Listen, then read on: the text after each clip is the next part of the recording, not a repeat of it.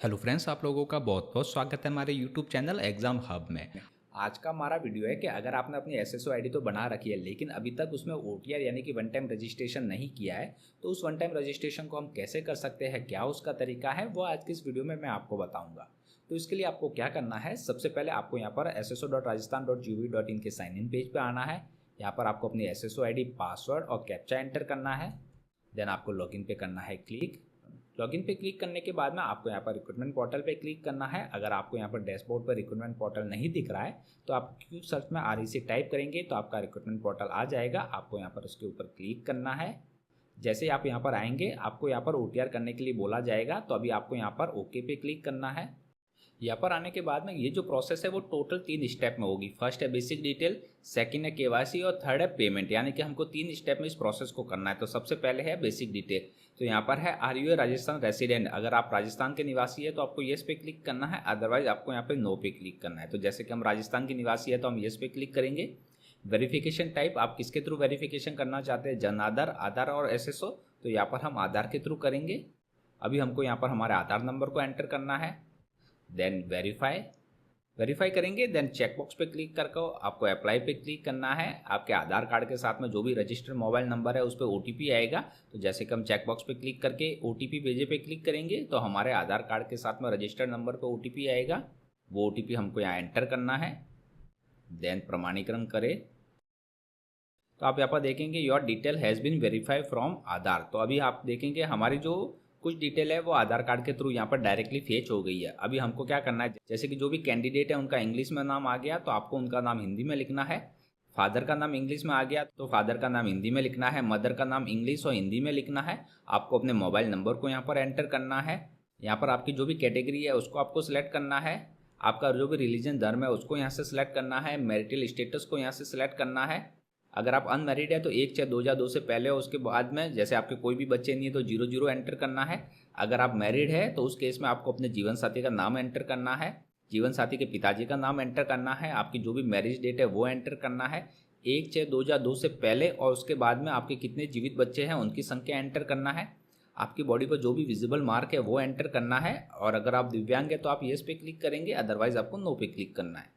तो यहाँ पर हमने हमारी पूरी डिटेल को एंटर कर दिया है। अगर आपको यहाँ पर हिंदी में नाम लिखने में दिक्कत आ रही है तो आपको यहाँ पर इंग्लिश टू हिंदी को सिलेक्ट करना है। गूगल ट्रांसलेटर का आपको यूज़ करना है। यहाँ पर आप नाम अपना इंग्लिश में एंटर करेंगे तो वही नेम आपका यहाँ पे हिंदी में आ जाएगा।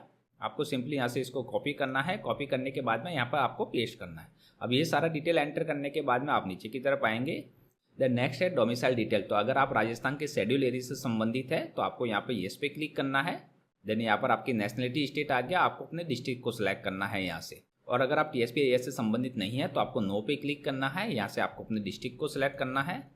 आपका जो भी कॉरेस्पोंडेंस एड्रेस है वो पूरा आपको यहाँ पर एंटर करना है। परमानेंट एड्रेस को एंटर करना है। दोनों सेम है तो यहाँ पर एड्रेस को एंटर करके आपको जस्ट चेकबॉक्स पे क्लिक करना है। लेकिन अगर अलग अलग है तो दोनों को मैन्युअली आपको एंटर करना है। तो यहाँ पर एड्रेस को एंटर करने के बाद में नेक्स्ट है special category, do you belong to arm force service. अगर आप आर्म फोर्स सर्विस से संबंधित है तो आपको यहाँ पे येस पे क्लिक करना है। ब्रांच और सर्विस स्टेटस को एंटर करना है, नहीं है तो आपको नो पे क्लिक करके नेक्स्ट करना है। अगर आप राजस्थान गवर्नमेंट के एम्प्लॉई है तो आपको यहाँ पे येस पे क्लिक करना है।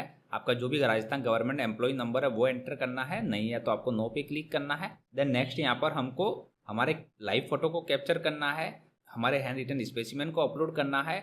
हमारा जो भी इंग्लिश का सिग्नेचर है वो अपलोड करना है। हिंदी के सिग्नेचर को अपलोड करना है और लेफ्ट थंब इंप्रेशन को हमको यहाँ पर अपलोड करना है। तो यहाँ पर आप जो भी लाइव फोटो कैप्चर करेंगे उसकी यहाँ पर पूरी डिटेल दी हुई है। आपको कैमरे की तरफ सीधा 5 सेकंड तक देखना है, आपका फोटो वहाँ पर कैप्चर हो जाएगा। अगर आपका फोटो कैप्चर हो जाता है, अगर आपको लगता है कि उसमें आपकी आंखें बंद है तो उसको आपको रीकैप्चर करना है। आपको बिल्कुल सामने की तरफ देखना है। अगर आप चश्मा पहनते हैं, आपके नंबर के चश्मा पहनते हैं तो आप पहन सकते हैं, लेकिन आपको ध्यान रखना है कि उसके जो ग्लासेस है उसके ऊपर लाइट का रिफ्रैक्शन नहीं आना चाहिए। फोटो बिल्कुल क्लियर होना चाहिए। प्लेन बैकग्राउंड होना चाहिए। डार्क या ब्लर नहीं होना चाहिए। अगर आपको लगता है कि फ़ोटो सही नहीं है तो आपको उसको रीकैप्चर करना है। तो एक बार आप इसको डिटेल में अच्छी तरह से पढ़ लीजिएगा। देन चेकबॉक्स पे क्लिक करके हमको यहाँ पर एक फ़ोटो पे क्लिक करना है। आपको बिल्कुल सामने की तरफ देखना है थोड़ी देर के लिए। तो हमारा जो लाइव फ़ोटो है वो यहाँ पर कैप्चर हो गया है।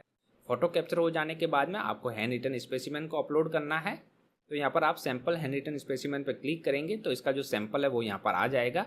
आपको क्या करना है, इसका प्रिंट आउट निकालना है। ये जो हिंदी प्रारूप दिख रहा है, इसको हिंदी प्रारूप को आपको यहाँ पर एंटर करना है, अपने हस्ताक्षर करने हैं।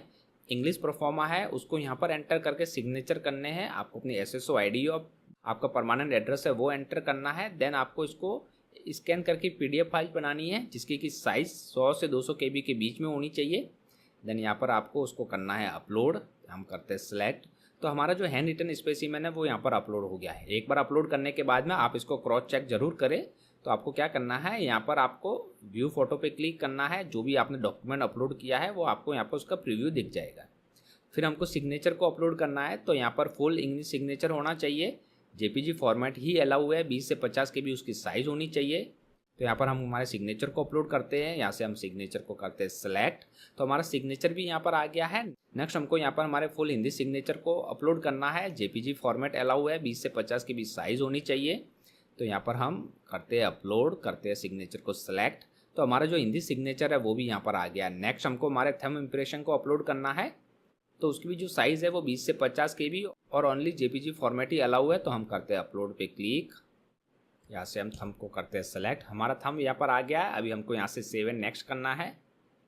नेक्स्ट यहाँ पर हम हमारी जो लास्ट स्टेज है पेमेंट की वहाँ पर आ गए हैं। अभी आपको नीचे की तरफ आना है। यहाँ पर आपकी सारी OTR की डिटेल आ जाएगी। अभी आपको चेकबॉक्स पे क्लिक करके पे क्लिक करना है। पे क्लिक करेंगे तो यहाँ पर आप नेट बैंकिंग, एग्रीगेटर, UPI के थ्रू पेमेंट कर सकते हैं। तो जैसे हम UPI को सिलेक्ट करते हैं, देन यहाँ से फोन पे नाउ पे हम करते हैं क्लिक। देन यहाँ पर आपको QR कोड दिख जाएगा। आपके मोबाइल में जो भी UPI एप्लीकेशन है उस UPI एप्लीकेशन से आपको इस QR कोड को स्कैन करके पेमेंट करना है। तो यहाँ पर हमने हमारे मोबाइल में UPI एप्लीकेशन से इस QR कोड को स्कैन करके पेमेंट कर दिया है। हमारा पेमेंट प्रोसेस कंप्लीट हो गया है। साथ ही हमारा जो OTR का प्रोसेस है वो भी यहाँ पर कंप्लीट हो गया है। तो आप यहाँ पर स्क्रीन पर देख रहे होंगे हमारा जो OTR का प्रोसेस है वो यहाँ पर कंप्लीट हो गया है। तो इस प्रकार अगर आपने भी अभी तक अपना OTR का प्रोसेस कंप्लीट नहीं किया है, OTR नहीं किया है, तो इस प्रकार बहुत ही आसानी से आप कर सकते हैं। अगर आपको वीडियो हमारा अच्छा लगा तो प्लीज़ हमारे वीडियो को लाइक कीजिए, कमेंट कीजिए, शेयर कीजिए। Thank you very much.